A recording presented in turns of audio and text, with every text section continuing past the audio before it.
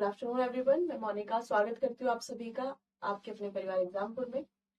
Heading डाल लेंगे नागमती का विरह वर्णन या वियोग वर्णन, जो भी आपको डालना है। एक बार हेडिंग डाल लेंगे।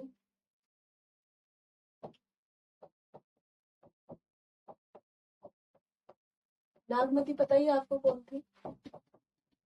वियोग या विरह वर्णन। अब नागमती जी जो है, नागमती राजा रतन सेन की वाइफ, ठीक है, राजा रतन सेन की पत्नी है और राजा रतन सेन चले गए हैं पद्मावती के पास। तो इसलिए इनको ये जानकारी है कि मेरे पति किसी दूसरी स्त्री के पास में चले गए हैं। तो यदि कोई भी पति अपनी जो करंट या वर्तमान पत्नी है उसको छोड़ करके किसी दूसरी स्त्री के साथ में जा रहा है, तो आप समझ ही सकते हैं कि इनको कैसा महसूस हुआ होगा, कैसा फील हुआ होगा, कैसा एक्सपीरियंस इन्होंने करा होगा।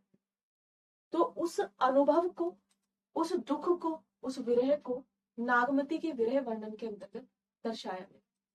उस दुख को, उस पूरी की पूरी जो इनके साथ में जो घटनाएं घटी, जो जो चीजें इन्होंने महसूस करी, उन सभी का वर्णन इस विरह वर्णन में। दूसरी बात आ जाती है आपको कि ये विरह जो है, जैसे कल भी हमने बात करी थी कि फारसी है या भारतीय है। यदि यह केवल भारतीय होता, यदि यह जो लक्षण है, ये जो दर्शन है या जो ये वर्णन है, यदि केवल भारतीय होता तो पद्मावती और नागमती, ये दोनों विरह की विरहिणी बनती। परंतु यहाँ पर इस विरह का आनंद या इस विरह का दुख, आनंद तो नहीं कहेंगे, रत्न सेन ने भी भोगा है। तो रत्न सेन ने भी भोगा है का मतलब क्या हुआ कि इस जायसी की रचना में, पहले समझ लें फिर लिख लें, जायसी की रचना में ये जो विरह है, ये विरह क्योंकि रत्नसेन ने भी भोगा है, ठीक है। ये विरह क्योंकि किसने भी भेजा है, ये यहाँ पर आप लोग देख सकते हैं कि यहाँ पर आप देख सकते हैं कि जायसी जो लिख रहे हैं कि रत्नसेन भी इस विरह को झेल रहा है, तो वो भारतीय क्यों? क्योंकि ये झेल रहे हैं प्लस जायसी झेल रहे, रत्नसेन झेल रहे हैं, तो फारसी। तो ये इन दोनों का भी मिश्रण है। अब यहाँ पर कब झेल रहे हैं इस चीज को, कब झेल रहे हैं इस चीज को, यहाँ पर आप देख सकते हैं कि जब राजा रत्नसेन को ये पता चलता है कि एक रानी है, जब वो सुआ बताता है यानी कि हीरामन बताता है कि रानी पद्मावती बहुत ज्यादा खूबसूरत है, तो उनकी खूबसूरती की चर्चा सुन करके राजा बेहोश हो जाते हैं, पता है आपको। दूसरी बात, तो वो विरह नहीं हुआ वहां पर, तो क्योंकि बेहोश हो गए, ठीक है, वहां पर तो क्योंकि क्या हो गए हैं, बेहोश हो गए। परंतु आगे जब इसको देखते हैं आप कि जब वो वहां जाते हैं साधु का वेश धारण करके 1600 लोगों को लेकर के, तो वहां पर मंदिर में बैठे हैं और रानी आती है और वो रानी को देखते ही बेहोश हो जाते हैं। फिर वो चंदन से लिख के जाती है ना कि तुम्हें तो भीख भी मांगनी नहीं आती, यानी कि वहां पर भी वह बहुत ज्यादा परेशान है। वहां पर जब वो उनको नहीं देखते हैं, जब वो उनको नहीं देख पाते हैं उठ के सोकर भी, तो तब उनको विरह याद आता है। तब उनको ये लगता है कि ये क्या था, ये विरह है। मतलब विरह यानी कि वो साथ में है नहीं रानी। उसके बाद फिर वो जब जाते हैं उनके यहाँ पर, राजा के यहाँ पर, तब तो स्वयंवर, तब तो शादी होती है, उससे पहले तो शादी नहीं होती है, तब तो वो साथ में थी नहीं, है ना। तो राजा रतनसेन भी विरह को भोग रहे हैं और ये तो भोग ही रही है बेचारी। कौन? पद्मावती कब भोगती है? पद्मावती यहाँ पर जब राजा रतनसेन को अलाउद्दीन खिलजी ले जाता है, बंदी बना लेता है, तब ये यहाँ पर एक प्रकार से विरहिणी बन जाती है और विरहिणी के तौर पर ये उस दुख को, ये उस विरह को झेल रही होती है। यहाँ पर नागमती ये कब झेलती है? ये तो जब ये पद्मावती के पास चले आते हैं राजा, तब ये झेलते हैं। तो विरह इनमें 3 प्रकार का विरह है, ठीक है, लिखे इस चीज को। यहाँ पर क्या है, विरह 3 प्रकार का विरह है, जिस विरह को जायसी के द्वारा दिखाया गया है। लिखेंगे इसे कि जायसी की पद्मावती, जायसी की रचना पद्मावती में श्रृंगार पक्ष के विरह में तीन चरित्रों को, श्रृंगार पक्ष के विरह में तीन चरित्रों को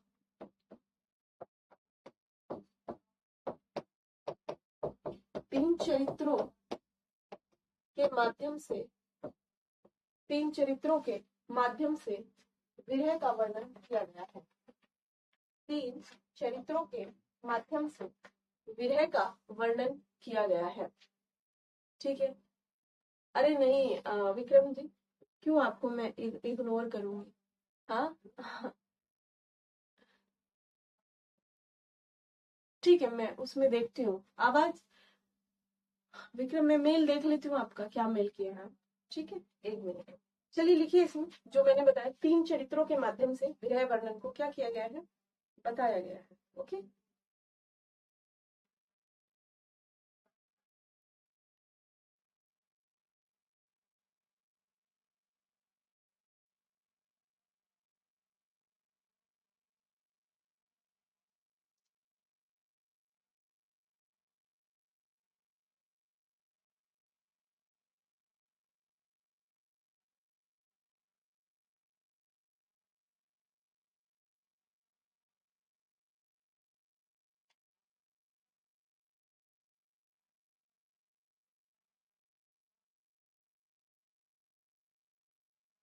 अच्छा अच्छा।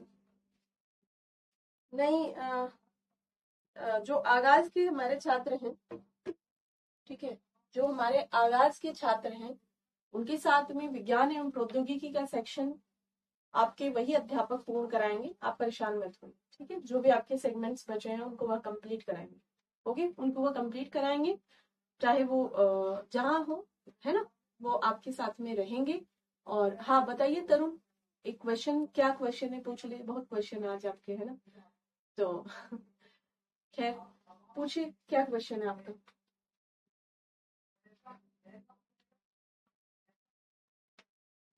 तीन चरित्रों के माध्यम से दिखाया गया है, परेशानी होती है ना।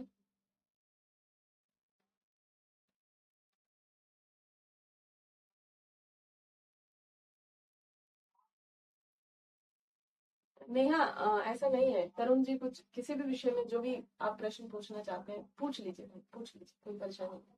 लिखिए इसमें तीन चरित्रों के माध्यम से इसको दिखाया गया है। यहाँ पर लिखेंगे राजा रत्नसेन, राजा रत्नसेन, रानी पद्मावती तथा नागमती, तीनों ही तीनों ही तीनों ही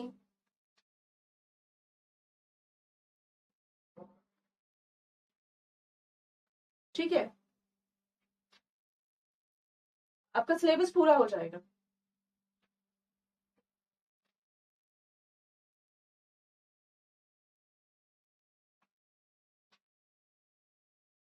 आजाद सर, अच्छा मुझे ये कौन सी क्लास की आप बात कर रहे हैं, एथिक्स की बात कर रहे हैं क्या, एथिक्स की बात कर रहे हैं क्या? एक बार थोड़ा ज्यादा बताएं तो मैं समझ पाऊंगी कि किसकी बात, एथिक्स या करंट अफेयर्स, वो दो चीजें पढ़ाते हैं या कुछ और। आप बता दीजिए अपना सवाल भी। देखो भाई, राजा रतनसेन, रानी पद्मावती तथा रानी नागमती, तीनों ही क्या है, तीनों ही श्रृंगार पक्ष के विरह को झेल रहे हैं। ठीक है, आगे लिखिए, आगे लिखिए। राजा रत्नसेन का वियोग वर्णन जायसी ने इस प्रकार किया है। राजा रत्नसेन का वियोग वर्णन जायसी ने इस प्रकार किया है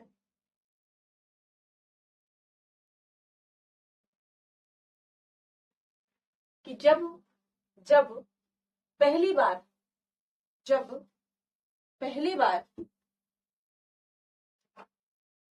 हीरामन तोता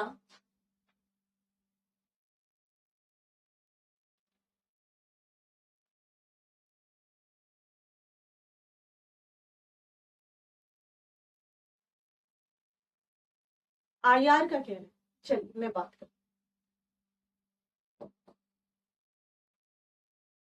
हीरामन तोता पहली बार रत्नसेन को रानी पद्मावती के बारे में बताता है। जब हीरामन तोता रत्नसेन को पहली बार पद्मावती के बारे में बताता है, यह सुनकर वह मूर्छित हो जाते हैं। यह सुनकर वह मूर्छित हो जाते हैं। लिख लिया।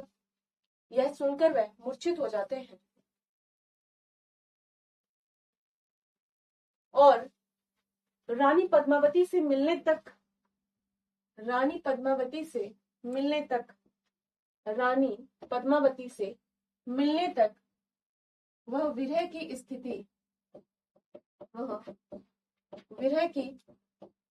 स्थिति में रहते हैं, जिसे पूर्व राग कहा जाता है। जिसे पूर्व राग कहा जाता है। लिख लिया।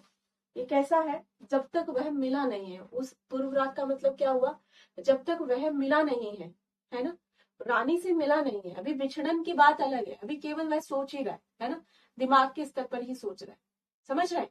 तो यहाँ पर आप देखेंगे कि पूर्व राग की स्थिति क्या है? जब दो प्रेमी आपस में मिले नहीं है, उससे पहले ही एक दूसरे के ख्यालों में ही वह क्या है? विरह की स्थिति में है। श्रृंगार का कौन सा पक्ष है? यदि मिल जाएंगे तो संयोग पक्ष हो जाएगा, परंतु अभी मिले नहीं है तो विरह का या वियोग का पक्ष है।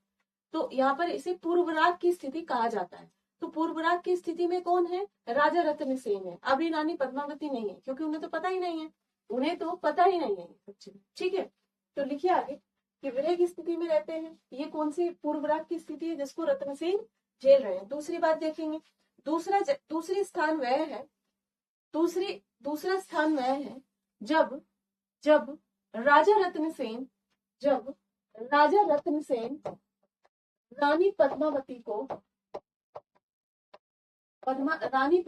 को देख करके बेहोश या मूर्छित हो जाते हैं।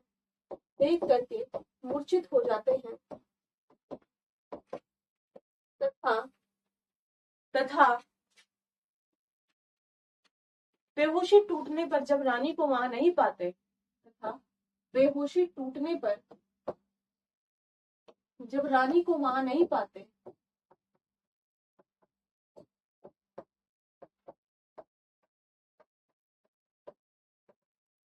जब रानी को वहां नहीं पाते, उसके बाद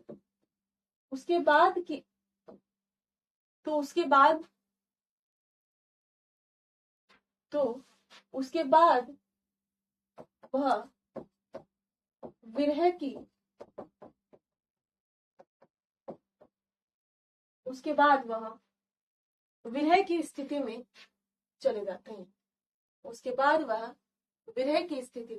जाते हैं। अगला लिखेंगे।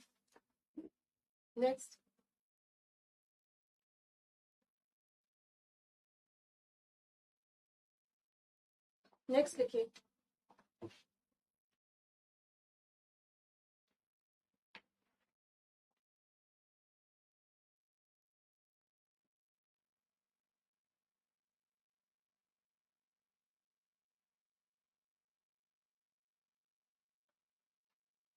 दूसरा विरह रानी पद्मावती के साथ है। दूसरा विरह फुल स्टॉप के बाद लिखेंगे। रानी पद्मावती के साथ है।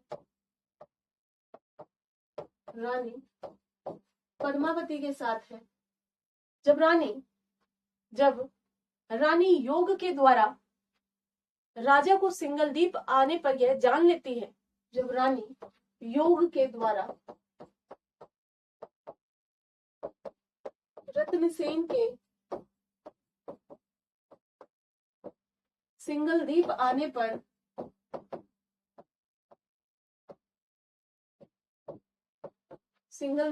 पर जान जाती है कि वो आ चुका है ना, और फिर भी मिल नहीं पा रही, तो विरह है। सिंगलदीप आने पर यह जान जाती है और राजा से मिलन की स्थिति उत्पन्न न होने पर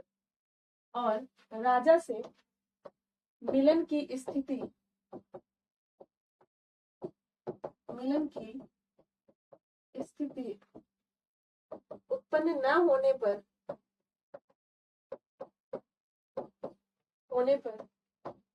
पद्मावती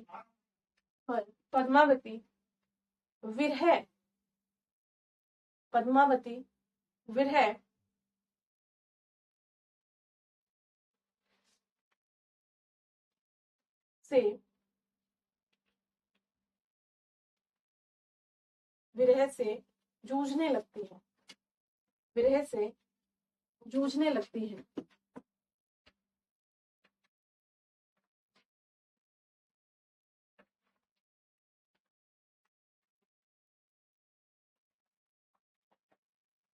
विरह से जूझने लगती है।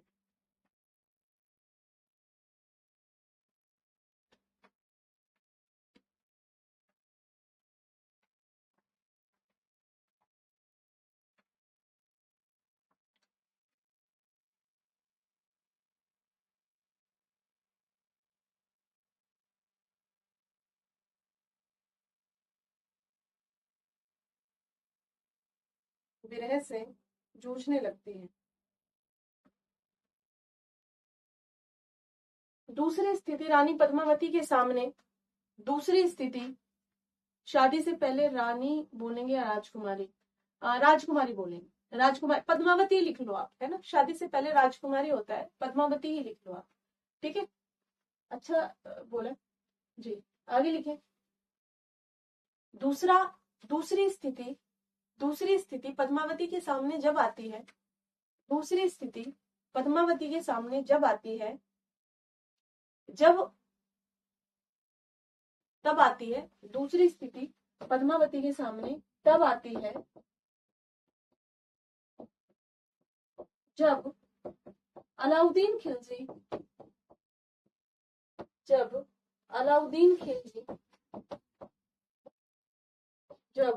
अलाउद्दीन खिलजी राजा रत्न सेन को बंदी बनाकर,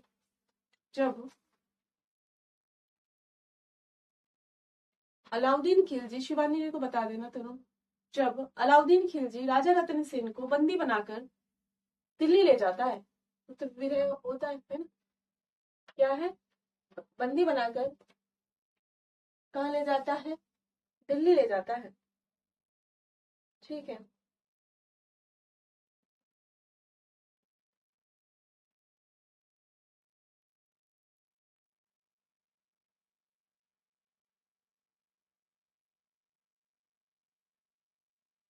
आगे लिखेंगे।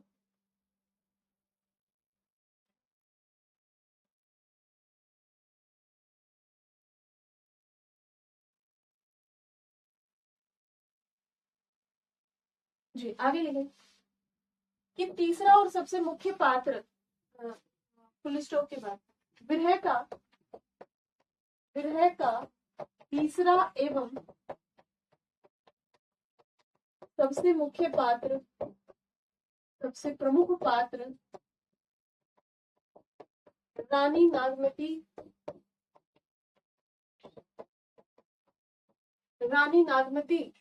के रूप में, रानी नागमती के रूप में जायसी के द्वारा वर्णित किया गया, जायसी के द्वारा वर्णित किया गया, जिसको उन्होंने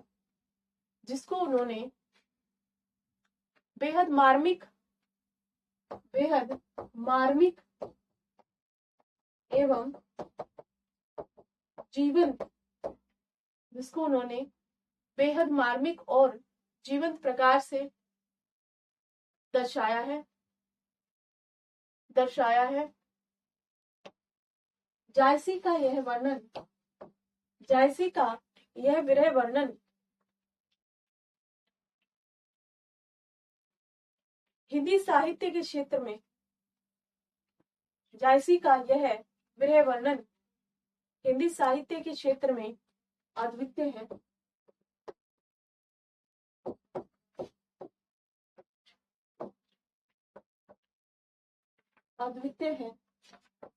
जिसकी किसी अन्य कवि अन्य कवि या या लेखक के यहाँ कल्पना भी नहीं की गई है।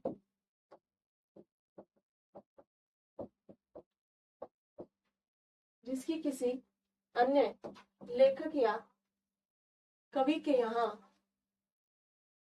कल्पना भी नहीं की गई है। विरह की पहली स्थिति, विरह की पहली स्थिति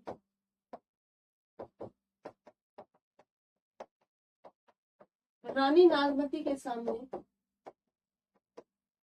रानी नागमती के समक्ष या सामने जो भी लिखना है, तब आती है, जब आती है, सॉरी, तब आती है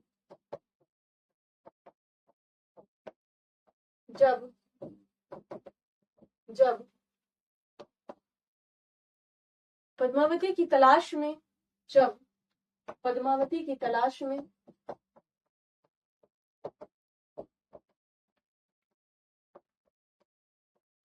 राजा रतन सेन, राजा रतन सेन 1 वर्ष तक, राजा रतन सेन 1 वर्ष तक, 1 वर्ष तक सिंगल द्वीप पर विचरण करता है।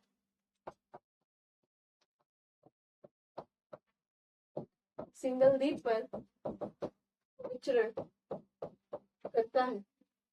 उस समय रानी नागमती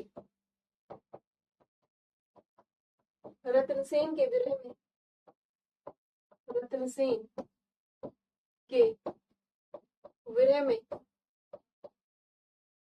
उस समय रानी नागमती रतनसेन के विरह में उस समय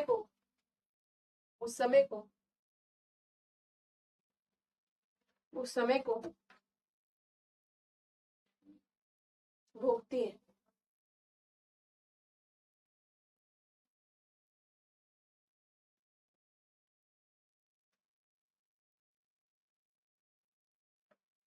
लिखिए आगे कि इन तीनों ही चरित्रों में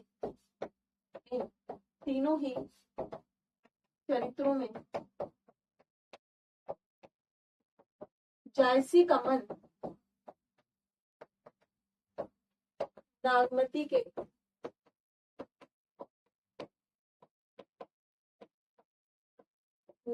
के विरह वर्णन में सबसे अधिक रम गया। इन तीनों ही चरित्रों में जायसी का मन नागमती के विरह वर्णन में ज्यादा ही रम गया। यहाँ पर व्याख्या करते हुए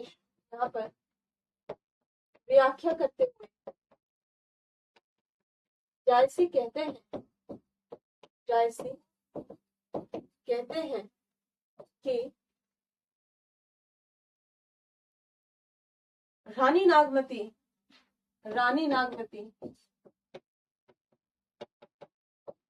विरह की वेदना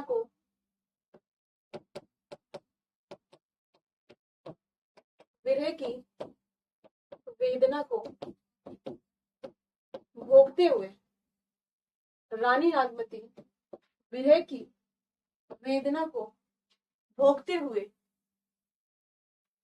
अपने रानीपन को भूल गई, अपने रानीपन को भूल गई थी। इस वर्णन से पता चलता है, जायसी के वर्णन से पता चलता है, जायसी के वर्णन से यह पता चलता है कि ज्ञात होता है कि जायसी के वर्णन से यह ज्ञात होता है कि उन्होंने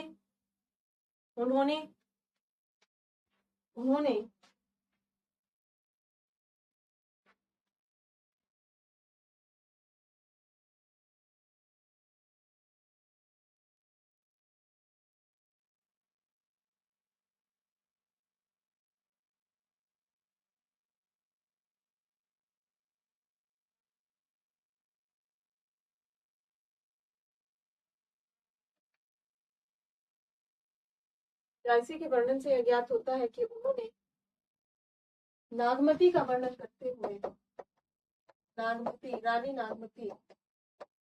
रानी नागमती का वर्णन करते हुए उन्हें एक साधारण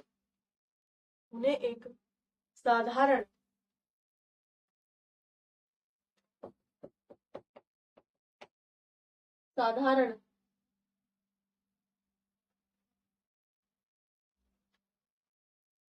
साधारण वेदना को भोगती हुई नारी के रूप में दिखाया साधारण वेदना को भोगती हुई नारी के रूप में दिखाया है, नारी के रूप में दिखाया है।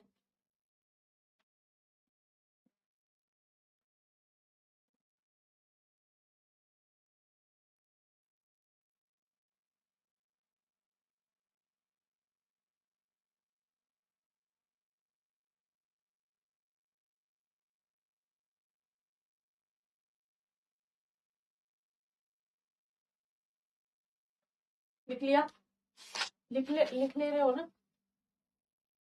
स्पीड ठीक है? लिख ले रहे हो?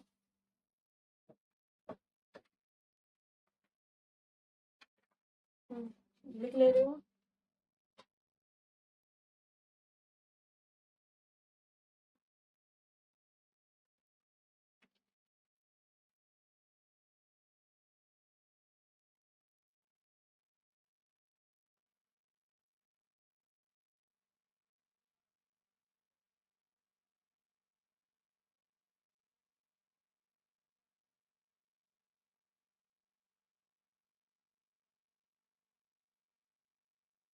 Noted, very good. लिखो आगे। रानी नागमती के विरह वर्णन में रानी नागमती के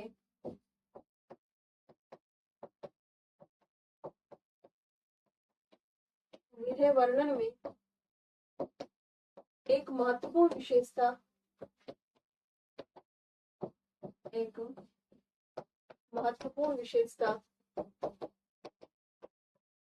आत्मविस्तार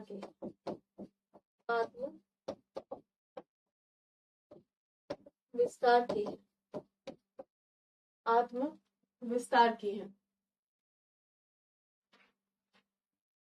जब कोई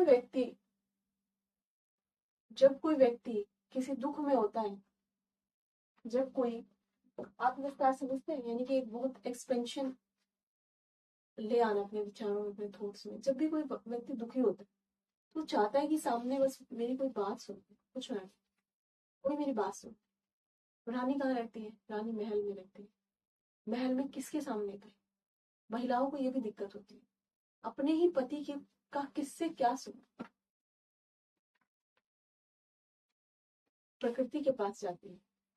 वो उसी प्रकार से चाहती है जैसे सूरदास की गोपियां, ये हमारे दुख में, हमारे वियोग में, हमारे विरह में ये गाय भी रोए, फूल पत्ते, पेड़ के पौधे सब शोक मनाए, दुखी रहे। उसी प्रकार रानी नागमती जी चाहती। देखिए इसमें आत्मविस्तार है। जब कोई व्यक्ति अपने किसी दुख से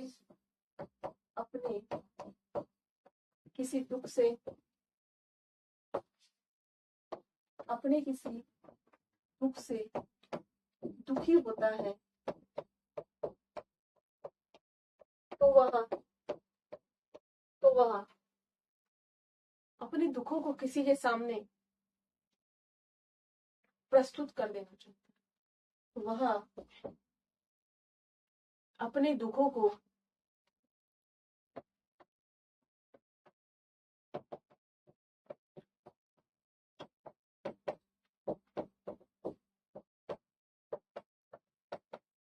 किसी के सामने प्रस्तुत कर देना चाहता है।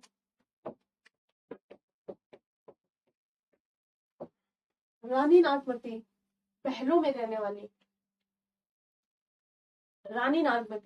महलों में रहने वाली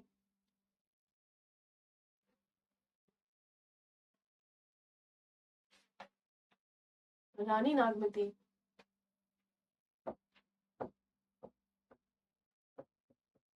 महलों में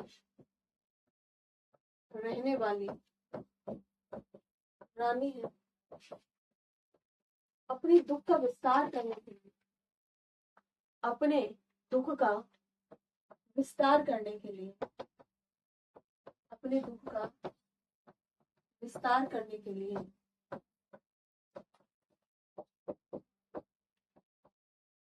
वो प्रकृति का सहारा लेती है।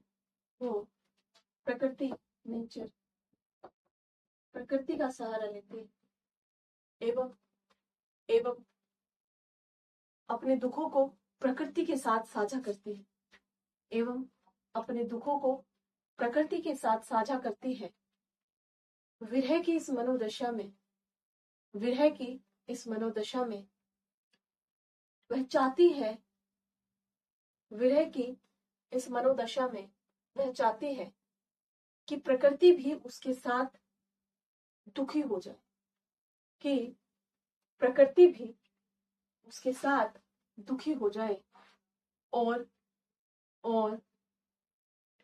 विरह की इस दशा में उसकी संगिनी बन, विरह की इस दशा में उसकी संगिनी बन, शोक में, विरह की इस दशा में उसकी संगिनी बन शोकमय अवस्था में पहुंच जाए, शोकमय अवस्था में पहुंच जाए।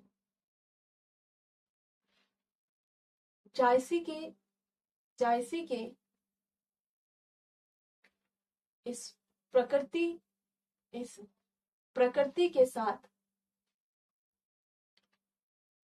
जायसी के इस प्रकृति के साथ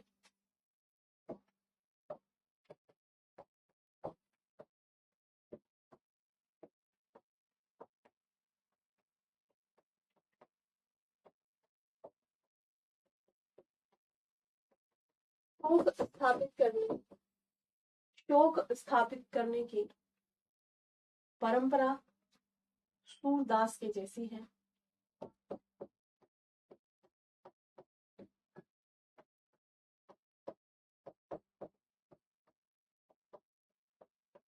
सूरदास के जैसी है। जिस प्रकार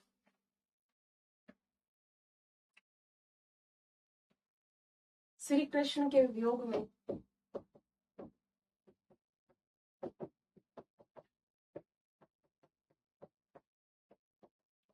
समस्त गोपियां ग्वाले तथा वन जंगल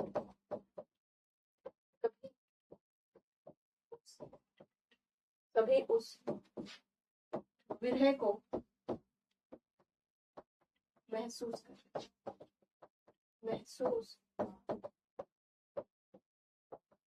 कर रहे थे, सभी उस विरह को महसूस कर रहे थे। लिख लिया?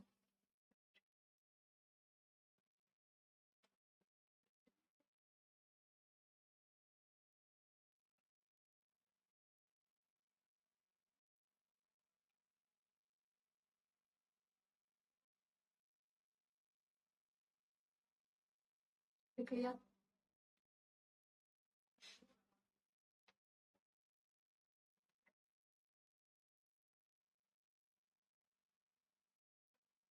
नोटेड?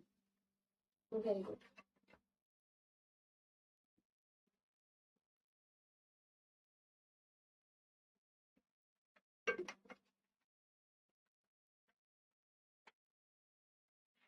आगे लिखें।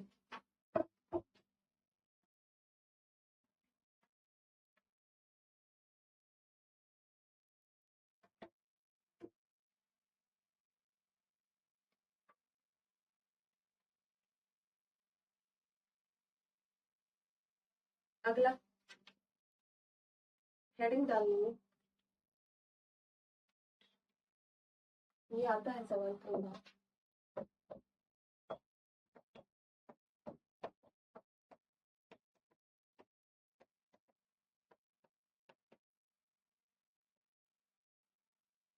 जायसी का रहस्यवाद, जायसी का रहस्यवाद। हेडिंग डालना।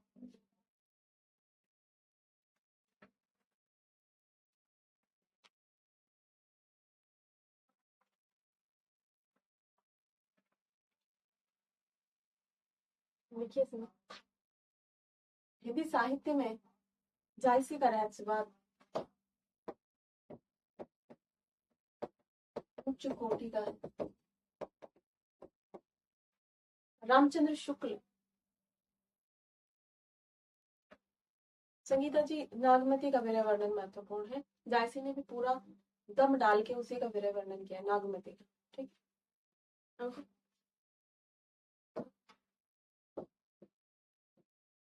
रामचंद्र शुक्ल के अनुसार, रामचंद्र शुक्ल के अनुसार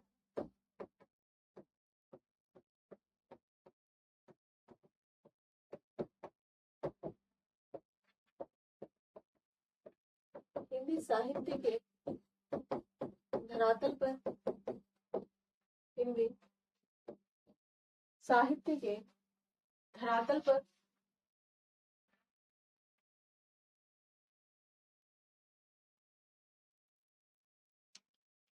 इतना रमणीय और सुंदर कोटि का, इतना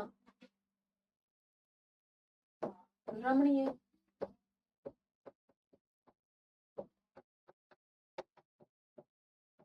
एवं सुंदर कोटि का रहस्यवाद का रहस्यवाद जायसी के अलावा, जायसी के अलावा किसी और के यहाँ नहीं है। जायसी के अलावा किसी और के यहाँ नहीं है। इसमें इसमें जायसी ने जायसी ने उच्च कोटि की भावुकता, उच्च कोटि की भावुकता भरकर, इसमें जायसी ने उच्च कोटि की भावुकता भरकर अपने आप को अन्य साहित्यकारों से, अपने आप को अन्य साहित्यकारों से अलग श्रेणी में रख लिया है। अपने आप को अन्य साहित्यकारों से अलग श्रेणी में रख लिया है।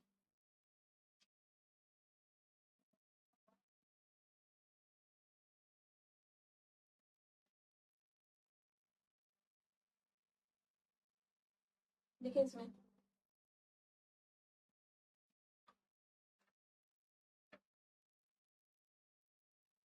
जायसी की रहस्यवाद, जायसी के इस रहस्यवाद का अद्वितीय होने का एक प्रमुख कारण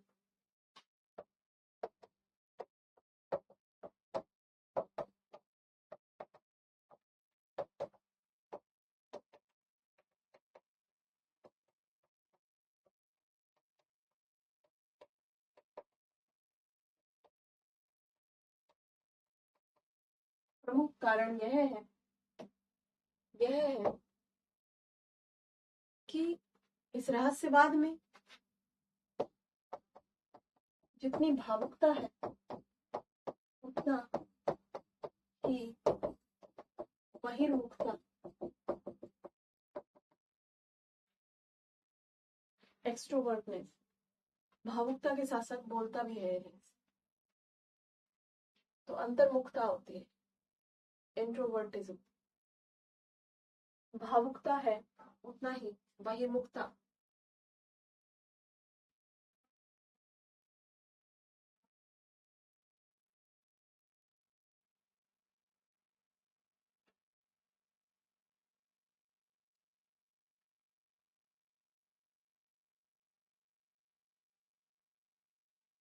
इसलिए इसमें जायसी इसमें जायसी इसमें जायसी सृष्टि की प्रत्येक रचना, इसमें जायसी सृष्टि की प्रत्येक रचना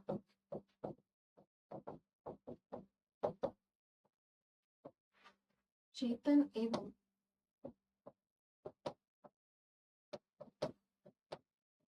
अचेतन, चेतन एवं अचेतन सभी का साक्षात्कार, सभी का साक्षात्कार करते हैं।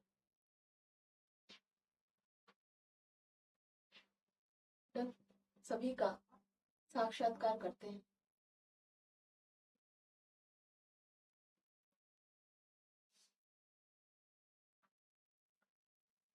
अपनी अपनी चर्चित रचना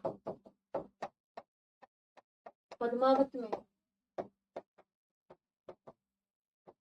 जायसी पद्मावती को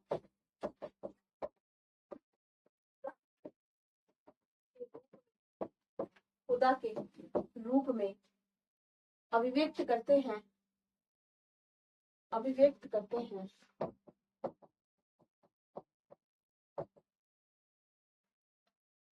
पद्मावती को खुदा के रूप में अभिव्यक्त करते हैं, जिसकी उपासना, जिसकी उपासना या पूजा है, जिसकी उपासना की जा रही है, की जा रही है। आगे लिखेंगे, जायसी ने अगली लाइन से लिखे, जायसी ने प्रेम को एक ऐसे तत्व के रूप में,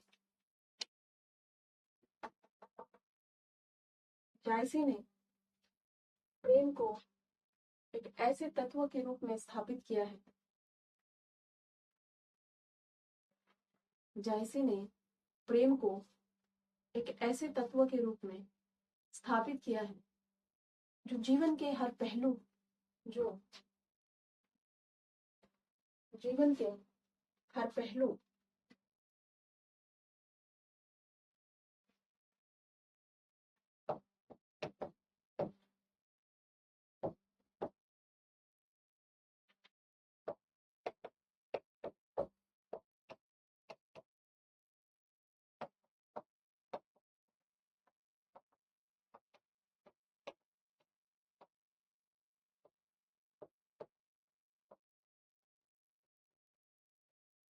जीवन के हर पहलू पर संदर्भित होता है।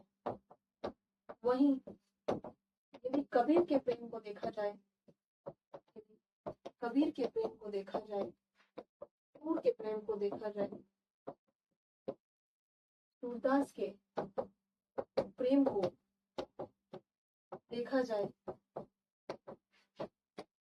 तो ये वैकुंठी प्रेम है, ये वैकुंठी प्रेम है। परंतु परंतु जायसी मानवीय धरातल पर, मानवीय धरातल पर प्रेम को अभिव्यक्ति दे रहे हैं, प्रेम को अभिव्यक्ति दे रहे हैं। परंतु जायसी मानवीय धरातल पर प्रेम को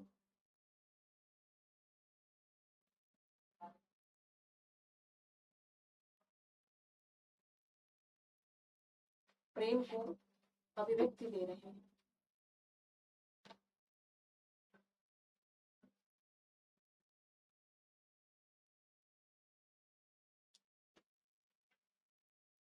जायसी की रचनाओं में ईश्वरीय प्रेम और मानवीय प्रेम, जायसी की रचनाओं में ईश्वरीय प्रेम और मानवीय प्रेम के बीच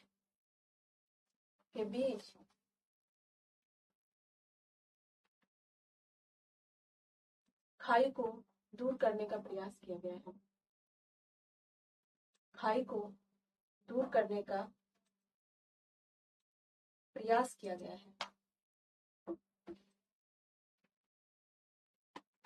खाई को दूर करने का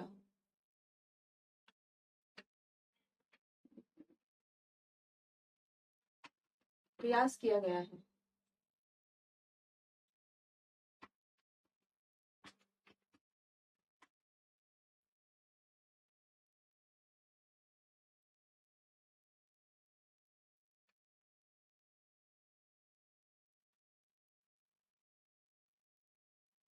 लिख लिया?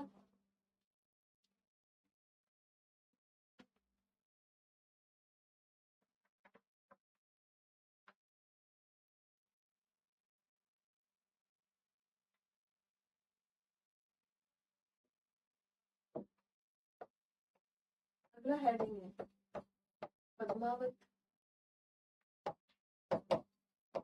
जायसी की पद्मावत में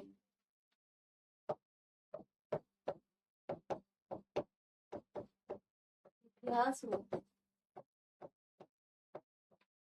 कल्पना का समन्वय।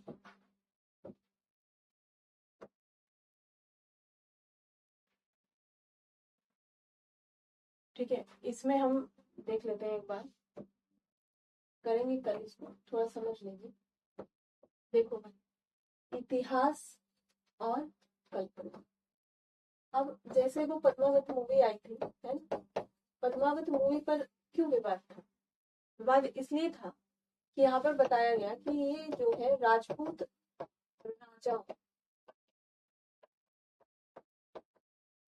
ये कहा कि ये राजपूत राजाओं की का इतिहास है और तुम इस तरीके से नहीं दिखा सकते, है ना। तो इसलिए करनी सेना ने इस पर रोक लगाने की कोशिश करी। कई जगह सेंसरशिप भी लगी, कई जगह इसको बंद करने की बात भी की गई। जब यह मूवी हॉल में चली तो वहां पर अटैक आदि भी किए गए। तो क्यों? क्योंकि कहा गया कि ये हमारा इतिहास है, ये हमारा इतिहास है। परंतु आप देखेंगे कई जगहों पर इसके लिए ये कहा गया कि ये तो मलिक मोहम्मद जायसी की रचना क्या है, पद्मावत, ये तो वो है। ठीक है, ये क्या है? ये मलिक मोहम्मद जायसी ने जो रचना लिखी है, ये उस रचना को फिल्माया गया है, ऐसी बातें यहाँ पर। परंतु जब हम इसको पढ़ेंगे, जो साहित्यकारों ने बताया है, साहित्यकारों के अनुसार हम यहाँ पर देखते हैं कि इसमें कुछ चीजें कल्पना है। जैसे कहानी में आप देखेंगे दो भाग चलते हैं। जैसे यदि आप देखें चित्तौड़, चित्तौड़ एक जगह का नाम है, सिंघल द्वीप जगह का नाम है, राजा रतन सेन, कई जगह पर आपको यहाँ पर भीमसेन मिलेगा इनका नाम। ये क्या है? ये राजाओं के नाम है। अब ये क्या है? ये हमारा इतिहास है। यहाँ से इन्होंने, जैसे कि आप देखेंगे अबुल फजल की एक रचना है, वहां से कुछ चीजों को लिया गया है, या यदि आप अन्य जगह की बात करेंगे वहां से कई चीजों को लिया गया है। वहीं पर आप देखेंगे कि आचार्य रामचंद्र शुक्ल इनकी आलोचना भी करते हैं। वो ये कहते हैं कि ये कहाँ की है रानी पद्मावती? सिंगल द्वीप। सिंगल द्वीप यानी वहां काले लोग पाए जाते हैं, बदसूरत लोग पाए जाते हैं। अच्छे लोग जितनी ये कि देख देख के लोग सुन सुन के बेहोश हो जा रहे हैं, ये सही बात नहीं। ऐसा कौन कह रहे हैं? आचार्य रामचंद्र शुक्ल अध्ययन किए। तो जैसे अगर हम बात करें किसी एक प्रॉपर क्षेत्र में एक ही प्रकार के लोग पाए जाते हैं ना, जैसे अगर आप उत्तर भारत की तरफ जाएंगे तो वहां पर सबके बाल स्ट्रेट है, आंखें छोटी है, नाक चपटी है, माथा चौड़ा है। क्यों? जलवायु के कारणों के चलते। यदि आप दक्षिण भारत में जाएंगे या यदि आप साउथ अफ्रीका में जाएंगे, वहां पर लोगों के बाल क्या है? घुंघराले हैं, लोगों के बाल मोटे हैं, उनका रंग सांवला है, समझ रहे? तो क्यों? जलवायु कारणों के चलते। यदि आप राजस्थान में या पंजाब में जाएंगे, लोग क्या हष्ट पुष्ट हैं, पंजाब में लंबे हैं। तो ये इस तरीके की चीजें हैं। तो यहाँ पर इसी चीज को लेकर के हमारे आचार्य शुक्ल आएंगे। ओके, दूसरी बात यहाँ पर क्या हो रहा है, तोता जो है, तोता हीरामन बोल रहा, क्या ये संभव है? क्या आज या इतिहास में कभी ऐसा होता होगा? ये गलत है। तो इस तरीके की जो चीजें हैं उनको लेकर के कई बार विवाद है, तो इस पर सवाल पूछा जाता है कि ये इतिहास और कल्पना का समन्वय है, स्पष्ट करें। कल करेंगे इसको, ठीक है? कल करते हैं। बाकी जो आपकी विज्ञान एवं प्रौद्योगिकी क्लासेस हैं वो आपकी हो जाएंगी, just don't worry about that. Okay, तो आपकी वो क्लासेस जल्दी कंप्लीट कराई जाएंगी, जितने भी आपके सिलेबस वगैरह बचे हैं सबके साथ में, ठीक है? तो मिलता है कल की क्लास में। Thank you so much.